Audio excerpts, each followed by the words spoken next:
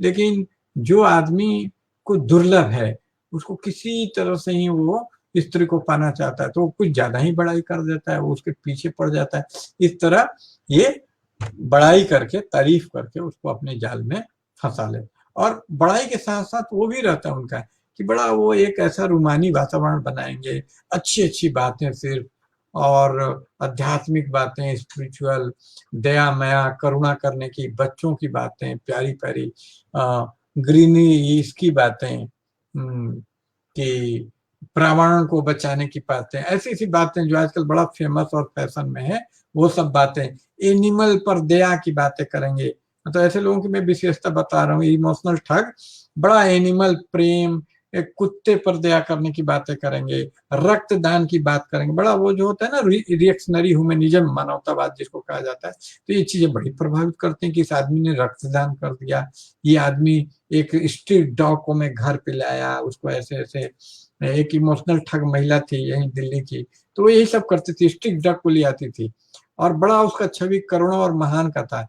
लेकिन आरक्षण के मुद्दे पर उससे जब लड़ाई हुई तो इतना घृणा दलितों के प्रति उसके मन में मैंने देखा, और वो इतना अंदर से बुरी औरत थी, लेकिन बाहर से क्या है, तो ऐसे लोग बड़ा करुणा, पशुओं पे दया, पर्यावरण को बचाओ, ये सब जब कोई बात करे तो तुरंत सावधान हो जाइए। ऐसे लोग इमोशनल ठग होते हैं आपको प्रभावित करने के लिए। और ऐसा नहीं है कि सिर्फ झूठ बोलते हैं, वो सचमुच में हो सकता है कि कुत्ते को लोग को पालें और पाल रहे हो, लेकिन उसके पालने से बिल्कुल प्रभावित नहीं हुई है, कि वो कितना भी कुत्ता पाल ले, मनुष्यों के प्रति ऐसे लोग बड़े क्रूर होते हैं। तो और झूठी तारीफ से बचा जाना ये तो सब लोग जानते हैं, लेकिन वो यही नहीं समझ पाते, सबसे बड़ी दिक्कत यही होती है कि ये तारीफ झूठी है। तारीफ हर आदमी को अच्छी लगती है, तो हम विश्वास करना, जो अपने फेवर में बात होती है ना, उसको झूठा कहना हम लोग नहीं चाहते।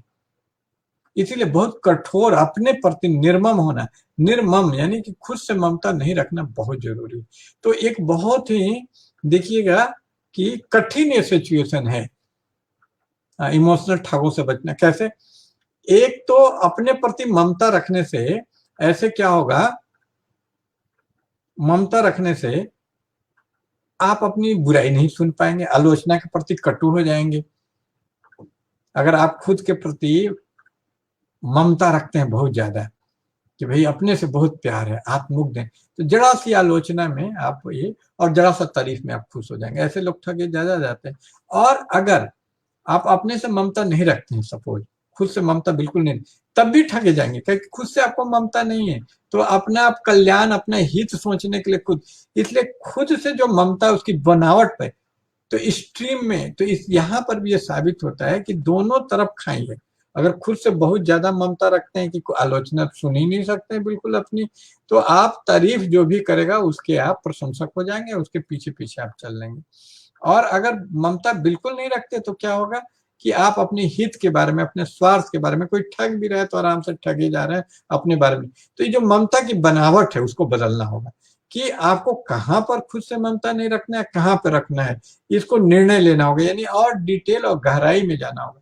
ज्यादातर लोग उथले होते हैं, सिंपल उनको उपाय चाहिए, सिंपल सॉल्यूशन चाहिए कि हम ममता रखें न रखें, लेकिन इसका कोई सरल उपाय नहीं है। आपको एक जटिल व्यक्तित्व का स्वामी होना होगा, आपको सिचुएशन के अनुसार अपने आप को बदलना होगा। ये कहरा व्यक्तित्व रहने से आप नहीं बच पाएंगे, कि कहाँ खुद से ममता रखना है अपने हितों का, और कहाँ हमको खुद से ममता नहीं रखे निर्मम होके दूर से अपने आप को देखना है कि कहाँ मैं प्रभावित हो जा रहा हूँ ऐसे इमोशनल ठग से, और कैसे उससे मैं बच सकता हूँ। तो इसमें एक इमोशनल ठग की और भी विशेषता बता दूं और उसे कैसे बचे। तो जो इमोशनल ठग आदमी होता है वो हमेशा आपको क्या करेगा, बहुत डिटेल देगा, बहुत तथ्य देगा, ताकि आपको विश्वास आ जाए। वो अगर कविता भी लिखता है तो उसमें बड़े ब्यौरे रहेंगे कि 8:30 वो आती थी, ऐसी कविता होगी, तो आप पकड़ लीजिए कि ऐसा आदमी ठग। और ऐसा आदमी, हर आदमी को पता कीजिए, ऐसा आदमी जो दूसरे आदमी से भी इंटरेक्ट करता है, तो उससे जब इंटरेक्ट कीजिएगा तो पता चलेगा कि वो सबको एक ही बात बोलता है कि तुमको हम सबसे ज्यादा चाहते हैं, और वो दूसरे को, क को भी यही बोलता है, ख को भी यही बोलता है कि तुमको सबसे ज्यादा चाहते हैं। तो एक ही उसका पैटर्न आप पकड़ पाएंगे कि उसका एक पैटर्न होता है ऐसे लोगों के। ऐसे लोग बहुत ये नहीं होते, बहुत चालाक नहीं होते हैं।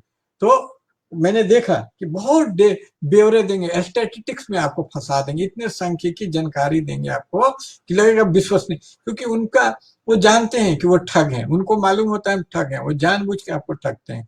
तो वो उनको सबसे बड़ा डर लगा रहता है कि कहीं आदमी हमें मेरे बारे में जान जाए, और वो डरे रहते हैं कि हम पर ये विश्वास। इसलिए अक्सर उनका वाक्य, इमोशनल ठग को पहचानने का मैं सूत्र दे रहा हूं कि अक्सर वो कसम बहुत खाएंगे कि आई स्वियर बाय गॉड, अल्लाह कसम, भगवान की कसम खाता हूं, तुम्हारे कसम खाता हूं, क्योंकि वो किसी तरीके से आपको विश्वास दिलाना चाहते हैं।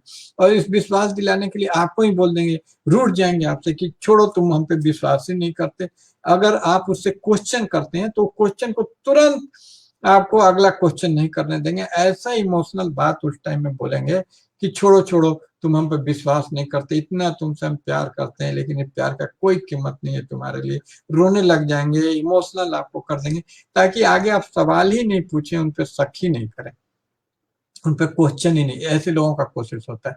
और फिर बहुत ब्यौरा, उनके बहुत डिटेल होंगे उनकी बातों में, और वो डिटेल द्वारा आपको, और मनुष्य की प्रवृत्ति होती है कि डिटेल को अर्थात से जुड़ता है, कि किसी चीज में बहुत डिटेल है तो उसको लगता है, उसको भी मंटो की कहानी अच्छी लग जाती है, क्योंकि वो बहुत डिटेल देता है। काले रंग की तलवार पहनी हुई थी, जिसके पांचे में पैबंद लगे हुए थे, पैबंद में एक हरी कील दिखाए, मतलब इतना डिटेल देगा, लगा अरे वास्तव में एक मंजर आपके सामने। तो ऐसे लोग बड़े मंजर निगारी, यानी दृश्य खड़ा कर देने वाले भाषा में माहिर होते हैं।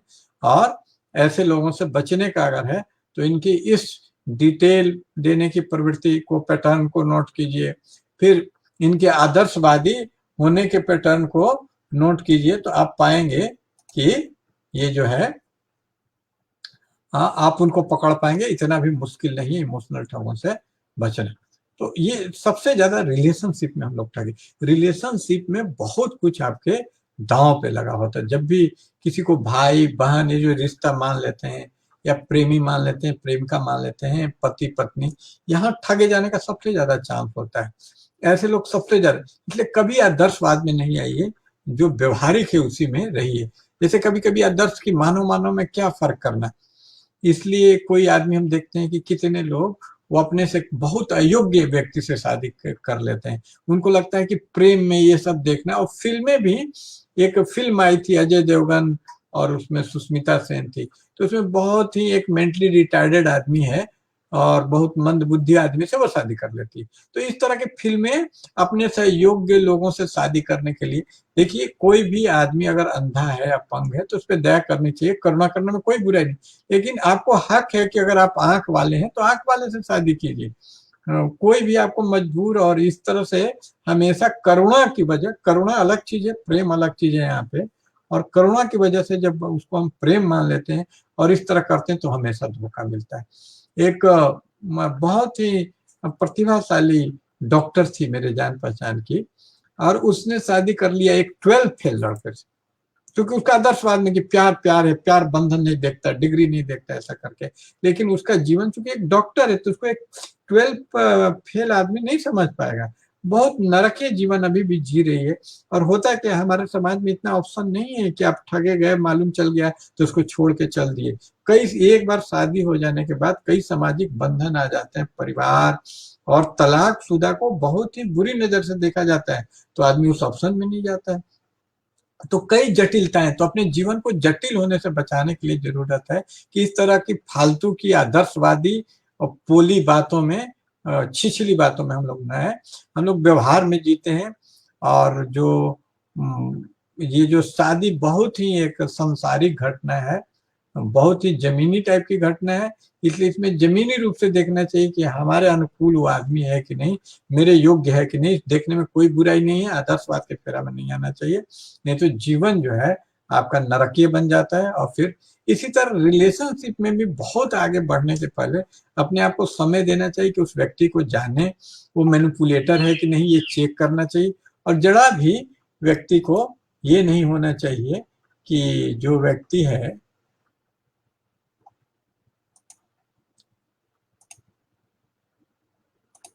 जो व्यक्ति, हम लोग ज्यादातर क्या हो जाता है ना कि ग्लानि के हम लोग शिकार हो जाते हैं। तो एक ग्लानि भी बहुत बड़ा कारण, गिल्ट कारण बन जाता है कि हम लोग लगता है कि नहीं, इसको धोखा नहीं देंगे, और ये व्यक्ति जो है हमारा इतना नज़दीक है, इसके साथ इतना वक़्त बिताया है, तो कैसे इसको छोड़ के, यहीं पर हम चूक जाते हैं और इमोशनल ठग हम लोग को ठगने में कामयाब रहे। इसलिए इमोशनल ठग की भी एक विशेषता होती है कि वो हमेशा हम लोगों को वो भावुकता में डालने की कोशिश करता है। वो हमेशा आपको ग्लानि में डालने की कोशिश कर देगा कि आप गिल्ट फीलिंग, वो गिल्ट इंड्यूस करता है, जिसको अंग्रेजी में गैस लाइट होना। आपका कुछ हुआ ना तो उसकी गलती है, उसकी गलती से कोई चोट लगा है आपको, लेकिन वो साबित कर देगा कि आप इसके लिए जिम्मेदार हैं। जैसे महिलाओं को कहा जाता है कि अरे तुम ही कम कपड़ा पहनी थी इसलिए ऐसा हो गया, जबकि उसके लिए पुरुष समुदाय जिम्मेदार। लोग महिलाओं को ही टारगेट कर लेते हैं। अभी जो हाथरस में घटना हुई, तो महिलाओं को ट्रेनिंग लेना चाहिए, उनको कराटे सिखाना चाहिए, ऐसी ऐसी बातें आई। तो उसमें देखिए, यानी वो कराटे नहीं सीखी हुई है, इसलिए उसके साथ ये दुर्घटना हो गया, इसमें ये छिपा हुआ एक चीज आ जाता है, जबकि ये गलत है। पुरुषों को ट्रेनिंग दिया जाना चाहिए, उनको सभ्य बनाना चाहिए कि पशु जैसा ना बने। वो जो जाति अहंकार में दलित महिलाओं के साथ इस तरह से जघन्य अपराध करते हैं, नहीं करना चाहिए उनको। तो ये गैस लाइटिंग इसी को बोलते हैं कि जो विक्टिम है, जो बेचारा इतना मारा जा रहा है, उसी व्यक्ति को आप जिम्मेदार ठहरा देते हैं, उसको ग्लानि में डाल देते हैं कि तुम्हारी ही वजह से गलती हुई है। तो ये जो ग्लानि में डालने का प्रयास करता है जो इमोशनल ठग, उससे हम लोगों को बचना चाहिए बिल्कुल। और ये बचने के लिए क्या जरूरी है कि कितना भी कोई कुछ लोग बोल दे, हम ग्लानि में न जाए, ग्लानि में जाने से हम लोग बचें। तो ये एक जो इमोशनल ठग होता है, आपको ग्लानि में डालने की कोशिश, तो ग्लानि में डालने की कोशिश, लोभ में डालने की कोशिश, आपकी तारीफ करके आपको ठगने की कोशिश, आप में करुणा जगाने की कोशिश, इस तरह का। और ये फैक्चुअली बहुत झूठ बोलता है, आपको गलत तथ्य, मैनिपुलेटर की एक विशेषता होती है, हमेशा गलत तथ्य बताए, इसलिए उसके तथ्यों को आप जांचिए। वो आपको प्रभावित करने के लिए तरह तरह का ये उससे काम लेता है। जैसे ये कुछ ठरकी बुढ़े हैं, उनको कोई नहीं पूछता है, लेकिन वो बताएंगे कि तुम्हारे पहले भी इतनी जो लड़कियां मेरे पीछे थी। वो अपनी पुरानी प्रेमिकाओं को चर्चा करके वो लड़कियों को ईर्ष्या में डाल देते हैं, उसको कंपटीशन में डाल देंगे कि देखो तुम में क्षमता ही नहीं है, तो उसको हीन भावना में डाल देंगे, इंफीरियरिटी कॉम्प्लेक्स में, और अपने आप को ऐसे दिखाएंगे कि हमको प्राप्त करना कोई बहुत बड़ी चीज हो। जो आदमी जिसको थूकने भी नहीं जा रही थी एक लड़की, वो ऐसा माहौल तैयार कर देंगे कि इतनी इतनी लड़कियां थी जिसको मैंने रिजेक्ट कर दिया, और तुम जो है, तो वो उन लड़कियों का जो काल्पनिक लड़की, फैक्चुअली वो गलत बोल रहा है कि ये लड़की, जैसे एक था, वो नाटक लिखता था वो व्यक्ति, बहुत बड़ा इमोशनल ठग, ठग द ग्रेट।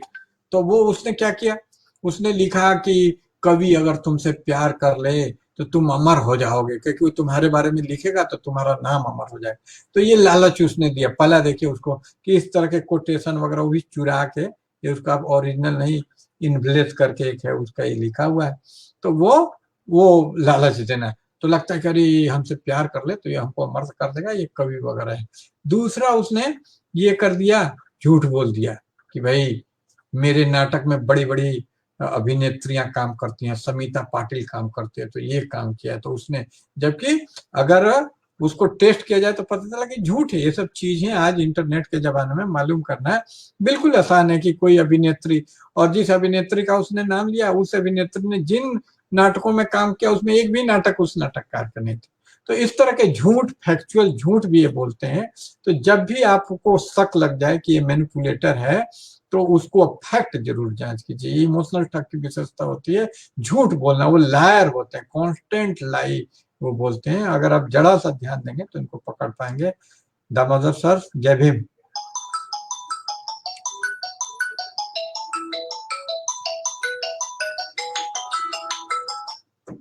बहुत सही सुभी ने बोला, ये बहुत जरूरी है। ये हीन भावना में डालकर, गिल्ट में डालकर भी इमोशनल ठग हमारा शोषण करने का, हमको एक्सप्लॉइट करने का कोशिश करता है। तो ये अगर हम पहले से हीन भावना में हैं, अपने आप को वर्दी नहीं मानते हैं, तो आप अपने आप को वर्दी नहीं मानते तो ठगे जाना बहुत आसान है। करीब करीब 99 फीसदी तय है कि कोई आपको जरूर ही ठगेगा लाइफ में, और आप ठगे ही जाएंगे। क्योंकि जब हम अपने आप को योग्य नहीं मानते, तब हमको कोई भी सहारा, कोई थोड़ा सा भाव देता है, हमारे ईगो को मसाज करता है, तो लगता है उससे चिपक जाए। वही सहारा एकमात्र खुशी का, ईगो मसाज का वही सहारा, और लाख वो बुरा हो, गुंडा हो, चोर हो, उससे हम लोग लिपट जाते हैं, उससे रिलेशनशिप बना लेते हैं, क्योंकि वो बड़ा अच्छा लगता है, तारीफ और ईगो मसाज। फिल्मों में भी इस चीजों को बढ़ावा दिया जाता है। एक वो पिक्चर है से कभी कभी, तो उसमें है कि मेरा बड़ाई करो ना, राखी बोलते हैं अमिताभ बच्चन को कि बड़ा अच्छा लगता है, मेरी तारीफ और भी करो। मतलब तारीफ सुनने के लिए, जबकि उस गाने में वो अपनी तारीफ कर रहा है कि अब से पहले तू सितारों में बस रही थी कहीं, जमीन पे लाया गया है तुझे मेरे लिए। तो देखिए, उसको लग रहा है कि मेरी तारीफ कर रहा है, लेकिन दरअसल वो अपनी ही तारीफ वो कर रहा है कि भाई तुम्हारा पूरा अस्तित्व मेरे लिए, तुमको जमीन पे भी लाएगा आसमान से, तो मेरे लिए। कितनी आत्ममुग्धता है। लेकिन उसको लग रहा है लड़की को कि नहीं, ये मेरी तारीफ कर रहा है, मेरी और तारीफ कर। तो इस तरह मैनिपुलेटर अपने लिए सब कुछ करता है, ऐसा शो करेगा कि पूरे रिलेशनशिप में वो आप ही के लिए जिंदा है, भाषा के माध्यम से पूरा दारोमदार। कुछ गलती हो गया तो उसके लिए वो आपको जिम्मेदार, और रिलेशनशिप में कुछ अच्छा है तो उसके लिए अपने आप को जिम्मेदार। और ऐसे लोग हैं जो, देखिएगा कि सबसे बड़े इमोशनल ठग होते हैं, जो भाषा में माहिर होके आपको एकदम वर्दीलेस शो करने का, कि उनके चलते आपका वर्थ है, आपकी जो योग्यता है। इसलिए ये बहुत ही नेसेसरी हो जाता है, जरूरी हो जाता है कि हम लोग अपने आप को वर्दी समझे। और ये आप अपने आप को वर्दी नहीं समझे, योग नहीं समझे, उसके लिए वो ईर्ष्या का जो टैक्टिक्स आपको बताया, वो चर्चा करेगा अपने पूर्व संबंधों को, चाहे बोलेगा। जैसे सेल्समैन भी ऐसा ही करता है कि अरे आप इसको नहीं ले रहे हैं, अभी एक ग्राहक गया इसको ये 2000 में खरीदने की, आपसे जान पहचान है इसलिए फ्लैट 75 लाख में दे रहे हैं, वरना तो ये 80 लाख कोई देने के लिए तैयार है, तो इतना तैयार है उतना। उसी तरह वो टैक्टिस करके बोलता है कि इतने लोग मेरे पीछे पड़े हुए हैं रिलेशनशिप बनाने के लिए, लेकिन तुमको मैं विशेष रूप से चाहता हूँ, मेरा दिल ही लग गया, क्या करें, मैं खुद भी नहीं समझ पा रहा हूँ कि तुम पर दिल कैसे आ गया।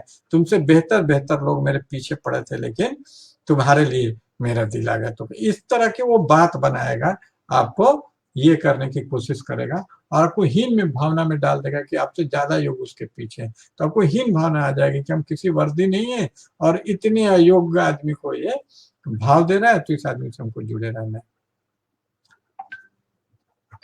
और ये व्यक्तिगत रिलेशनशिप में तो हो ही सकता है, और इसमें भी हो सकता है कि सार्वजनिक तौर पर भी कोई बाबा बन के इमोशनल ठग आपको बन जाए, उस बाबा के पीछे पीछे पड़ जाए।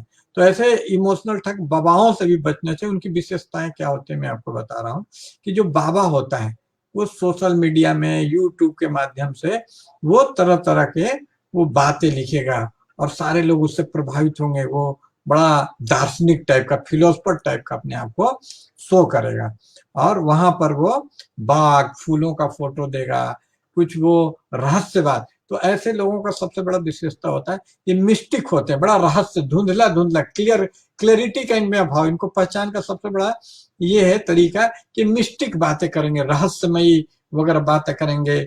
या कुछ मैंने देखा कि किसी तरह का बाबा है फेसबुक पे, तो वो उसका लगाता है कि ध्वनियों का क्या मीनिंग होता है। एक बहुत सूडो टाइप साइंस टाइप का है, जिसका साइंस में कोई मान्यता नहीं। या जो पैटर्न बनता है ऐसे, अगर अचानक आप किसी कलर को बिखरा दें, तो उस पैटर्न को रीड करके फिर भविष्य बोलना, तो ऐसी जो रहस्यवादी चीजों को बड़ा बात करेगा। तो ऐसे लोग एकदम बिल्कुल ठग होते हैं, इनसे आप बचिए, इनकी पहचान है रहस्यवादी वाले का। सेकेंड लोग ऐसे होते हैं, लेकिन ऐसे लोग बुद्धिमान नहीं होते। ये जो मैनिपुलेटर को पहचानने का एक और है कि कोई ये आदमी टैलेंटेड नहीं होता, इसलिए ये क्या करता है, कोटेशन। इसलिए कोई बहुत कोट करे इधर उधर से, सामग्री जुटा के उसमें 2 लाइन अपना लिख दे। आप इनके जब सोशल मीडिया पेज पे जाएंगे या इनके फेसबुक प्रोफाइल पे जाएंगे, तो आप देखेंगे ये कोटेशन, किसी जिद्दी कुछ मृत्यु का कभी कोटेशन देंगे, कभी इसका देंगे, कभी ये मूल रूप से, या उनका अनुवाद कर देंगे, अंग्रेजी में कहीं पढ़ लिया उसको हिंदी में अनुवाद कर दिया, ये खाट वगैरह को पढ़ लिया, जो लाइफ स्टाइल गुरु को इधर उधर से पढ़ के वीडियो देख के उसको हिंदी में लिख देंगे बस। अपना कुछ ओरिजिनल नहीं लिखेंगे, जो इनके जीवन से रिलेटेड हो, जो इनके, अगर वो बिहार से रहने वाला है तो बिहार से रिलेटेड वो नहीं लिखे, क्योंकि ठोस से अर्थात है, वहां वो पकड़ा जाएगा। इसलिए कभी भी वो ठोस चीजों का जो स्पेसिफिक जीवन उससे जुड़ा हुआ है कि वो क्या करता है, इसके बारे में चर्चा नहीं करेगा। कभी वो अपने फादर के बारे में चर्चा नहीं करेगा, मदर का चर्चा नहीं करेगा। तो इमोशनल ठग को पहचानने की सबसे बड़ी, वो आपसे रिलेशनशिप है तो आपके भी परिवार के बारे में बिल्कुल नहीं पूछेगा। उसको आपसे कोई, आपसे, और अगर वो पुरुष है ठरकी है तो आपके देह से, आपसे सेक्स करने से सिर्फ उसको मतलब रहेगा, उधर ही वो आपको ले जाएगा बार बार। उसको कोई भी आपके जीवन का जो वास्तविक आकार होता है कि हम लोग जीते हैं, हमारे बच्चे हैं, हमारे माँ बाप होते हैं, हमारा एक घर होता है, हम दलित होते हैं, हमारा कास्ट होता है, मतलब जो वास्तविक जीवन के जो सरोकार है उससे एकदम कटा हुआ ये आदमी रहेगा। ये आपको कभी बात ही नहीं करेगा, क्योंकि वो जानता है कि उन बातों में जाएगा तो फिर एक वास्तविकता, और वास्तविकता हमेशा क्या करते हैं कि ठगों को चेहरे दें, तो एक काल्पनिक रूमानी दुनिया, इस दुनिया में आने ही नहीं देगा आपको। क्योंकि जैसे ही आप माँ बाप की बात करते हैं तो एक आदमी का जो साइकोलॉजिकली बहुत इंपॉर्टेंट चीज है, इसको ध्यान से आप सुनिए, कि जब माँ बाप की बात करते हैं ना, तो आप काल्पनिक दुनिया में जा ही नहीं सकते। जैसे ही अपने माँ बाप के, अपने परिवार के, अपने बच्चों की, भाई बहन की आप बात करते हैं, तो आप रियलिटी से नहीं कट पाते हैं, ज्यादा रूमानी नहीं हो पाएंगे आप। रूमानी होने के लिए रियलिटी से कटना बहुत, तो वो हर वो नशीली बात आपको बोलेगा। जैसे शराब का नशा होता है ना, बातों का भी एक नशा, शेरो शायरी उर्दू वाली जो नशीली शायरी होती है, जो जब हम लोग रुमानी कर दें तो वहां वो ले जाएगा। इसलिए जब भी आप वास्तव जीवन के, आप बीमार पड़ गए, आपको सर दर्द हो गया, उसकी बात करेंगे तो टालने की कोशिश करेगा, उस पर ज्यादा वो बातचीत नहीं करेगा। जब भी आप अपने नौकरी से संबंधित कोई प्रॉब्लम बोलेंगे कि मेरा ट्रांसफर हो गया, तो उससे उसको खास सरोकार नहीं होगा। तो इमोशनल ठग को आपके जीवन के वास्तविक जो दुख सुख से कोई मतलब नहीं होता। पहचान करने का सबसे बड़ा यही माध्यम है कि वो सिर्फ ऐसी बातें करेगा जिससे आपके मन को सुख मिले टेम्पोररी, जिस तरह शराब पीने से टाइम बिंग अच्छा लगता है, full sense of well being, बड़ा बढ़िया बढ़िया शराब जब आदमी पी लेता है तो देखिए बड़ा खुश रहता है, नकली तौर पर, ऊपरी तौर पर बड़ा खुश रहता है।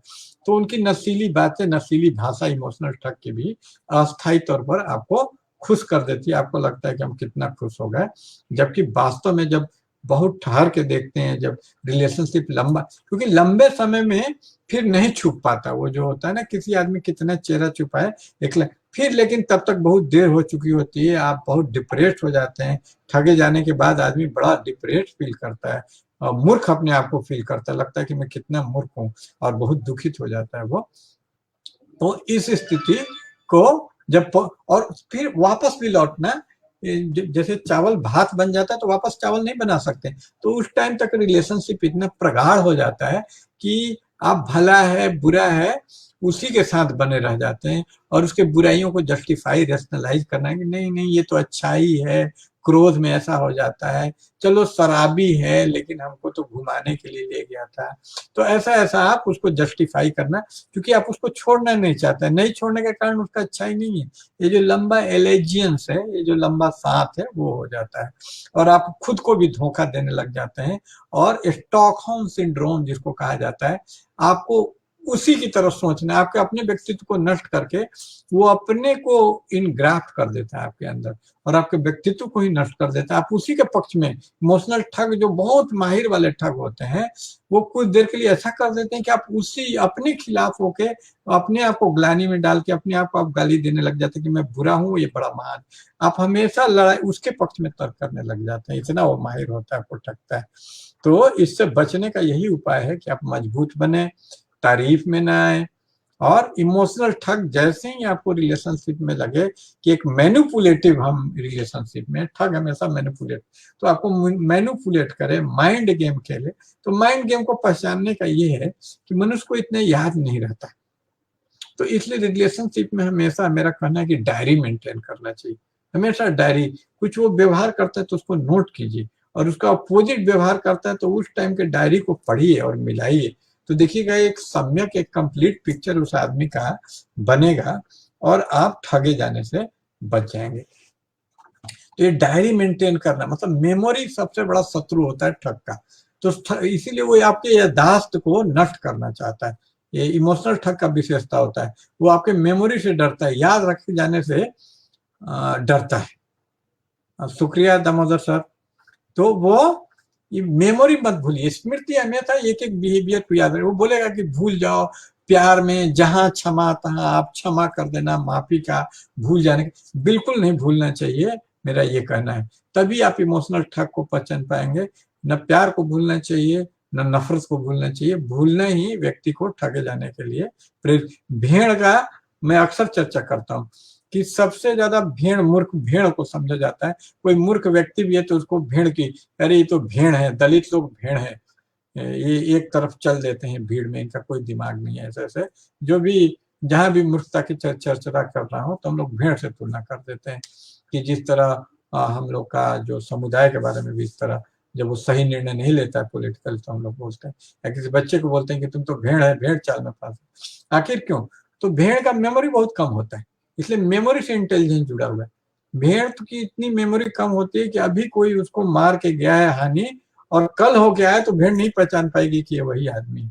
तो मेमोरी हम लोग को बचाती, तुरंत हमको याद आ जाएगा उसका बिहेवियर, तो हम उसके मैनिपुलेटिव करें, इस आदमी ने तो ऐसा किया था, ये तो गलत है। आपको याद, जब चीजों को जोड़ के देखना और मेमोरी, दो चीज आपको ठग को पहचानने में मदद करती है। तो ठग के तो और भी बहुत सारे साइन हैं, लेकिन उसमें मेन आपको बताया कि किस किस तरह से वो आपको ठगने की है। अब एक विशेषता उसका होता है कि वो आपको समय नहीं देता है, आपको बहुत कम और समय डिसाइड करने के लिए देता है, तुरंत आपको हड़बड़ा देगा और डिसाइड करने के लिए समय नहीं देगा। अगर उससे आपको कुछ चाहता है, तुरंत बोलेगा कि तुमको हमसे शादी करने है तो करो, नहीं तो मेरे जो दूसरे लोग आ रहे हैं शादी करने के लिए हम कर लेंगे, मेरा उम्र बीता जा रहा है, मेरी माँ बीमार है मर जाएगी। तरह तरह के फैक्चुअल मैनिपुलेशन द्वारा आपको निर्णय लेने के लिए, आप ठहर के सोचना चाहते हैं कि नहीं भाई हमको वक्त दो, तो वक्त वो नहीं देता है। तो अगर कोई आदमी आपको वक्त ना दे निर्णय कर, वो भी महत्वपूर्ण शादी या प्रेम जैसे महत्वपूर्ण मुद्दे पर आप मिलना चाहते हैं, आपको डर लग रहा है कि हम मिलेंगे, डेटिंग पे भी कई बार दुर्घटनाएं घट गई कि डेटिंग मिलने के लिए गए, तो वो आपको मजबूर, नहीं नहीं तुमको मिलना होगा, मजबूर करे, आपको समय ना दे, समझ लीजिए मैनिपुलेटर है। ऐसे आदमी से तुरंत अलग हो जाने की कोशिश करनी चाहिए। तो मैनिपुलेटर आपको समय नहीं देता है और वो मजबूर कर देता है कि तुरंत डिसाइड करो। और वो मैनिपुलेटर की बहुत सारी विशेषताएं हैं, उसमें एक और ये भी विशेषता है कि हमेशा वो आपको नीचा दिखलाने की कोशिश करेगा। ये बात मजाक में, जब आपको पता चल जाएगा आप टोकेंगे कि भाई तुम हमसे प्रेम करते हो और मुझे को नीचा दिखाते रहते हो कि तुमको, मतलब आप बुराई करेगा, आप बोलेगा कि ये मेरी कविता है, इसमें तो कुछ नहीं इस कविता में। और मजाक मजाक में जैसे ही आप बोलेंगे कि भाई तुम हमारा हमेशा डेमोरलाइज करते हो, लेकिन मैंने तो मजाक किया था, तो वो जोक के नाम पे और सरकाज्म के नाम पे, व्यंग करने के नाम पे आपको नीचे दिखाता है। भाषा का वो बड़ा कलाकार होता है। तो कई सारे ऐसी विशेषताओं से आप इमोशनल ठग को पहचान सकते हैं। और भी है इस पे, और भी प्रस्तुति और हम लोग बातचीत करेंगे। और बहुत अच्छा लगा आपका कमेंट लेके, मुझे भी मदद मिलती है आपके फीडबैक से ऐसे लोगों को। और मैं खासकर स्त्रियों के लिए बोलूंगा कि वो ठरकी बुड्ढों से बदे, वो बड़ा प्रशंसा करते हैं आपकी और बहुत ही तारीफ करेंगे। और ये आपके कभी भी कोई इंटेलेक्चुअल बौद्धिक बात पे कोई प्रतिक्रिया नहीं देंगे, लेकिन फोटो पे जरूर बोलेंगे सुंदर, एवसम, सुपर, अल्टीमेट, ऐसी ऐसी प्रतिक्रियाएं कोई दे तो सावधान हो जाइए, वो मैनिपुलेटर है और इसके फेरे में नहीं आना है। तारीफ का गुलाम बच्चा नहीं बने। सबसे बड़ा एक सूत्र अगर कोई पूछे कि ठगों से बचने का उपाय है कि आप बच्चा ना बने, बिकम एडल्ट। वो इन्फेंटलाइज करने की जो कोशिश है उसको रेसिस्ट करें बहुत तगड़े ढंग से, तो आप वह इसका कभी भी शिकार नहीं होंगे। और जो भी, जब भी देखिए कुछ अनयूजुअल लग रहा है कि अरे ये आदमी से कभी मिले नहीं, हम पर इतना मेरे लिए कर रहा है, तो तुरंत शक कीजिए, कोई इतना भला नहीं है कि आपके लिए करना है। जरूर वो ठग होता है तो बहुत वो शो करता है कि आपके लिए इतना सारा हम काम कर रहे हैं। इसलिए आप ये चीजों को ध्यान रखें तो आप इमोशनली ठगे नहीं जाएंगे, इनसे आप बच पाएंगे। तो फिर से मैं दोहरा दूं, 4 पॉइंट है जिससे आपको बचना है।